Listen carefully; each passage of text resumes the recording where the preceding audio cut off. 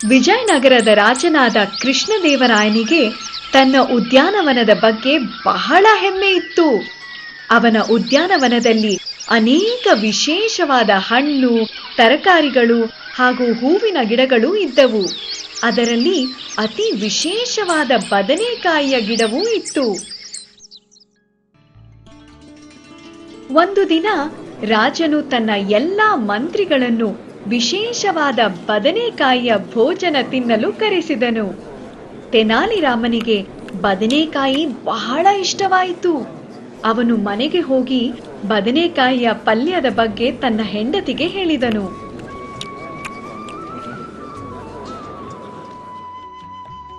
ಅವಳು ಕೂಡ ಬದನೆಕಾಯಿಯನ್ನು ತಿನ್ನಲು ಆಸೆಪಟ್ಟಳು. ಅದನ್ನು ತರಲು ತೆನಾಲಿರಾಮನನ್ನು ಬೇಡಿದಳು. ತೆನಾಲಿರಾಮನು ಇದಕ್ಕೆ ಒಪ್ಪಲಿಲ್ಲ. ರಾಜನ ತೋಟದಿಂದ ಕದ್ದು ಸಿಕ್ಕಿಬಿದ್ದವರನ್ನು ರಾಜ ದಂಡಿಸುತ್ತಾನೆ ಎಂದು ಹೇಳಿದನು. ಆದರೆ ಅವಳು ತೆನಾಲಿರಾಮನನ್ನು ಮತ್ತೆ ಮತ್ತೆ ಕೇಳಿದಳು. ಕೊನೆಗೆ ಅವನು ಒಪ್ಪಿದನು. ಅಂದು ರಾತ್ರಿ ಅವನು ಸದ್ದು ಮಾಡದೆ ತೋಟಕ್ಕೆ ಹೋದನು. ತನ್ನ ಹೆಂಡತಿಗಾಗಿ ಕೆಲವು ಬದನೆಕಾಯಿಗಳನ್ನು ಕಿತ್ತುಕೊಂಡನು. ಮನೆಯಲ್ಲಿ ಅದನ್ನು ಬೇಯಿಸಿದ ಮೇಲೆ ಅವಳೂ ಕೂಡ ಅವು ರುಚಿಯಾಗಿವೆ ಎಂದು ಒಪ್ಪಿಕೊಂಡಳು. ಮಗನಿಗೂ ಸ್ವಲ್ಪ ಕೊಡಬೇಕು ಎಂದು ಹೇಳಿದಳು. ತೆನಾಲಿರಾಮನು ಅವಳಿಗೆ ಹಾಗೆ ಮಾಡದಿರಲು ಎಚ್ಚರಿಕೆ ನೀಡಿದನು. ಅವನು ಯಾರಿಗಾದರೂ ಹೇಳಿದರೆ ನಮಗೆ ತೊಂದರೆಯಾಗುತ್ತದೆ ಎಂದು ಹೇಳಿದನು. ಆದರೆ ಅವನ ಹೆಂಡತಿ ಕೇಳಲಿಲ್ಲ. ಆಗ ಅವನಿಗೆ ಒಂದು ಉಪಾಯ ಹೊಳೆಯಿತು.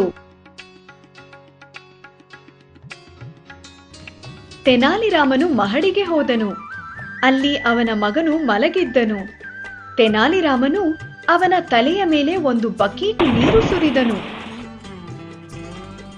ಮಗನು ಎದ್ದಾಗ ತೆನಾಲಿರಾಮನು, ಒಳಗೆ ಹೋಗು, ಮಳೆ ಬರುತ್ತಿದೆ ಎಂದು ಹೇಳಿದನು. ಹುಡುಗನು ಒಳಗೆ ಬಂದು ಮೈ ಒರೆಸಿಕೊಂಡನು. ಅವರು ಅವನಿಗೆ ಬದನೆಕಾಯಿಯನ್ನು ತಿನ್ನಲು ಕೊಟ್ಟರು. ಅವನಿಗೂ ಬದನೆಕಾಯಿ ಬಹಳ ಇಷ್ಟವಾಯಿತು. ಅವನು ಸಂತಸದಿಂದ ನಿದ್ದೆ ಮಾಡಿದನು. ಮಾರನೆಯ ದಿನ ಬೆಳಗ್ಗೆ ರಾಜನ ಮಾಲಿಯು ಬದನೆಕಾಯಿಗಳು ಕಾಣೆಯಾಗಿದ್ದರ ಬಗ್ಗೆ ರಾಜನಿಗೆ ಹೇಳಿದನು. ರಾಜನಿಗೆ ಬಹಳ ಕೋಪ ಬಂದಿತು.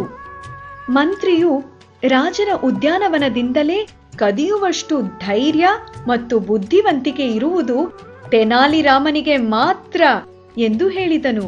ಈ ಮಾತನ್ನು ರಾಜನೂ ಒಪ್ಪಿದನು.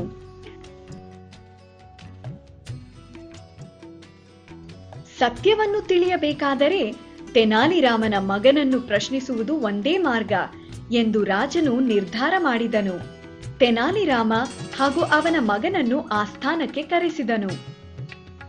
ನೀನು ನಿನ್ನೆ ರಾತ್ರಿ ಏನು ತಿಂದೆ ಎಂದು ರಾಜನು ಹುಡುಗನನ್ನು ಕಟುವಾಗಿ ಕೇಳಿದನು. ಬದನೆಕಾಯಿ, ಅದು ನಾನು ಇಂದಿನವರೆಗೆ ತಿಂದ ಎಲ್ಲಾ ತರಕಾರಿಗಳಿಗಿಂತ ಅತಿ ರುಚಿಕರವಾಗಿತ್ತು ಎಂದು ಹುಡುಗ ಉತ್ತರ ಕೊಟ್ಟನು. ಮಂತ್ರಿಗೆ ಬಹಳ ಸಂತಸವಾಯಿತು. ತೆನಾಲಿರಾಮನೇ ಕಳ್ಳನೆಂಬುದಕ್ಕೆ ಇದೇ ಸಾಕ್ಷಿ ಎಂದು ಹೇಳಿದನು.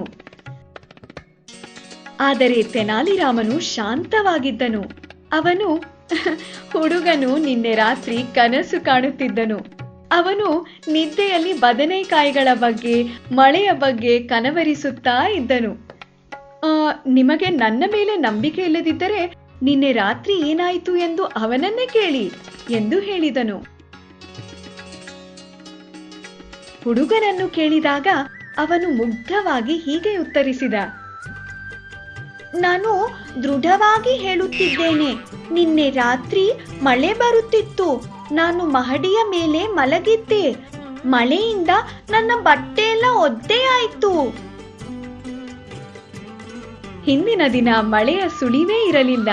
ಇದರಿಂದ ಎಲ್ಲರೂ ಹುಡುಗನು ಕನಸು ಕಾಣುತ್ತಿದ್ದನು ಎಂದೇ ನಂಬಿದರು.